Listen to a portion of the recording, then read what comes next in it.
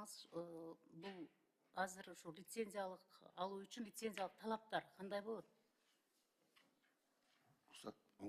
Шаркон Океан'на бұл бағытта өзінің перечень документов болот. Ошол документтерге бир топ талаптары бар. Ал документтерге толук маалыматына жол коопсуздук кызматы нормасы берип койсун. Уруксат берсеңиз. Кечиресиздер, бул боюнча лицензияны алыш үчүн керектүү документтер биринчи инсандын ырастоочу документинин көчүрмөсү, экинчи транспорт каражаттарын каттоо күбөлүгүнүн көчүрмөсү же транспорт каражаттарын башкаруу укугуна ишеним катын көчүрмөсү жана ижара келишимин көчүрмөсү, техникалык кароодон өткөн тууралуу күбөлүктүн көчүрмөсү, айдоочулук тажрыйбасы 3 жылдан кем эмес, бешинчи ташуучунун жүргүнчүлөрдүн алдындагы жарандык жоопкерчилигин милдеттин камсыздандыруу келишиминин көчүрмөсү, менчик укугга же оперативдүү башкаруу укуктуу автотранспорт каражаттарын күн сайын рейс алдында техникалык кароо жана айдоочуларды медициналык кароо үчүн өндүрүштүк техникалык базасы бар юридикалык же жеке жактар менен түзүлгөн келишимдин көчүрмөсү, ден соолугунун абалы жөнүндө белгиленген формадагы медициналык маалыматты, жүргүнчүнүн транспорт кызматтарынын көрсөтүүгү боюнча ишкерликтин жүзүгө ашыруу ыктыярдуу патент. Ушул документтерди берип карап туруп, андан кийин лицензия берилет. Рахмат. Азыр сиздер билесиздер да, мына азыр бизде салык кодексине өзгөртүүлөр кирип атат. 2025 жылдан баштап азыр патент менен иштегенге болбойт. Жүргүнчүлөрдү ташуу такси кызматтары жана ошондой эле курьердик кызматтар. Алар сөзсүз как индивидуальный предприниматель болуп салыктан регистрациядан өтүш керек. Ушундай талаптар менен келип атат. Демек, ошол как индивидуальный предприниматель болуп өткөндөн кийин болсо, анан кийин сиздер катта лицензия бересиздер, туура? Туура, ошондой болот. Анда дагы биздин водительдерди дагы, биздин таксисттерди дагы 2025 жылы абдан кыйынчылыктар күтүп атат да. Анда бул кылган кызматтарына азыр жаңы кодекс боюнча сиздерде маалымат барбы жокпу билбейм, мен азыр айтып коеюн. Булар азыр киреше салыктарына налог төлөп башташат, подоходный налогтон 2%тен 2025 жылдан 28 жылга чейин. Ал кирешесин ким эсептеп берет? Ал кирешени мына ошол жанагы жүргүнчүлөрдү жана жүктөрдү ташууну такси кызматынын жана курьердик кызматынын кызмат көрсөтүүлөрүн заказ кылуу үчүн колдонулуучу салык агентинин маалыматтык системасы. Салык агенти бул демек Яндекс да. Яндекс азыр өзүнүн жана такси кызматынан 21%тен алгандан сырткары азыр дагы бул мынча кирешең бар деп туруп ошол маалыматты салыкка берет. Ошол жерден 2%тен азыр ар бир водитель төлөш керек болот да. Эгерде андай кылбаса, эгер андай кылып азыр системадан өтпөй турган болсо, анда 7,5 миң сомдон 23 миң сомго чейин штраф салынат. Анда биздин таксисттер азыр 2025 жыл муну билип алыш керек. Андан сырткары, эгерде сиздерден лицензия албай турган болсо, анда канча штраф сиздерде?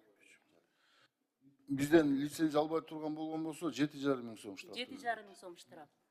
Андан сырткары ОСАГО деген азыр дагы чыгып атат, жана камсыздандыруу. Аны өтпөй койсо 3 миң штраф. Эми бул водительдер азыр үй бүлөсүн багып аткан биздин таксисттерибиз кантип бул азыркы мындай параллельно алып келип атасыздар да мыйзамдарды, чейин ушу этап менен муну өткөрүш керек деп өткөрүш керек да. Андан сырткары мына азыр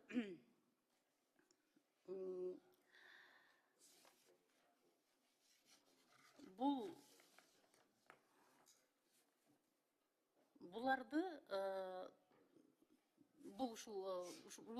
жүргүзүп аткан жумушу боюнча азыр таксисттерди ушул такси кызматы жүргүзүп аткан жүргүз боюнча силер лицензия бергенден кийин сөзсүз түрдө мына ошол жана система, электронный система менен булар ташып атышпайбы?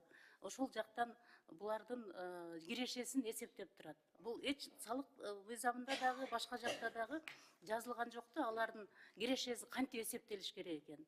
Канча алар затрат кылышат, кайсыдан алынат? Булар азыр биз төлөп аткан акчаны, жүргүнчүлөр төлөп аткан акчаны эле мына ошол компания өзүнө алып туруп калганын бардыгы киреше деп коюшту мүмкүн да.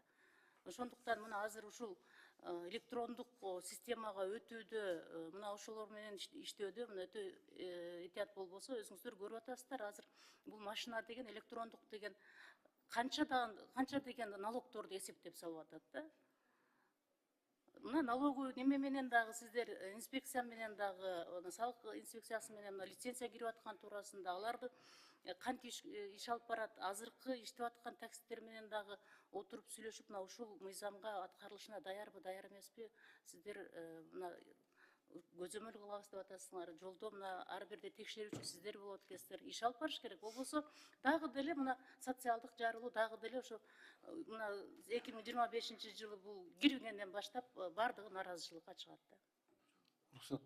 Ошо бул Гүлшаркан Өкмөновна, сиз туура маселелерди көтөрүп атасыз, бирок мына мыйзамды биз киргизердин алдында биздин кызматкерлердин топторду түзүп, жерлерде ошол жолугушуулардын баарын уюштуруп келгенбиз. Ар бир регионго чыгып, ошол жерге такси кызматын көрсөткөн адамдарга жолугуп, анан бир белгилеп кетчү нерсе, бул лицензия өзү көп деле жүк бербейт, эми орто баасы 1 жылга 500 сом.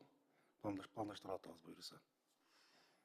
Үчүнчү суроом сиздерге, мына азыр экинчи мына мыйзам долбооруна жазыптыңар да, ушул мыйзамдын экинчи бөлүгүн кошпогондо расмий жарыяланганын күнүнөн тартып 6 айдан өткөндөн кийин күчүнө кирет депчи. Ошону чечмелеп бересиздерби? Кайсы бөлүгүн кошпогондо, эмне үчүн 6 айдан кийин күчүнө кирет бул мыйзам? уруксат болсо бул биздин депутат Дастан Далбаевичтин сунуштамасы болгон. Бул мыйзам күчүнө киргенден кийин 6 ай ошо именно бул оң рулдуу автоунааларга карата берилген да. Ошо. Экинчи бөлүгүн кошпогондо, демек экинчи бөлүгүн бул жерде мына 13 пунктта турат, жеңил таксилерден тышкары деген. Значит, жеңил таксилерден тышкары деген бөлүк кала берет, бирок оң рулдуу таксилерге 6 айдан кийин күчүнө киреби ошондо? Ошондой болот. Андай жазып коюш керек да, бул жерде жазылбаптыр да. Бул жалпы эле жазылып турат да, немеде экинчи беренеде. Тактоо киргизип коесуздар да, жазып анда ошол жана кимдин Дастан Далбаевичтин немесин. Кабыл алдык, ал боюнча жазылат албетте. Түшүнүктүү. Ошол менде анда сиздерден ошол мына салык инспекциясы менен байланышып, мына кийинки кирип аткан мыйзам жөнүндө дагы маалымат алышыңыздарды мен суранам. Анткени сиздер дагы деле ыктыярдуу патент менен жүрөсүздөр, а бирок бул жакта азыр бүт баардыгы электрондук башкача система аркылуу салык төлөй турган болуп атышат биздин таксисттер. Ошол жактан маалымат алып, 3-чү мына окууга келгенге чейин же мына пленардык заседанияга чыкканга чейин ушул боюнча тактап ар бир азыр мисалы мурун таксилер налогко канча төлөп жүргөн болсо, патентке, алар билишет канча экен. Азыр эми 1 айда алар ушул мыйзам киргенден кийин, силердин ушу лицензия киргенден кийин, салык мыйзам киргенден кийин канча төлөп калышат? Ошолорду ушул боюнча дагы анализ кылып чыгып, ошо айтып беришиңиздерди мен суранам сиздерден. Түшүнүктүү. Иә, айтасыздарбы? Мен сиздерге кайрылдым эле. Кабыл алдык. Бул боюнча дагы биздин бүгүнкү күндөгү мыйзам долбоору боюнча, бүгүнкү күндөгү мыйзам боюнча киргизгенбиз. Эми налоговый кодексте мыйзам долбоору өзгөргөн болсо, ошо сиз айткандай кылып иштерди алып барабыз. Албетте. Рахмат.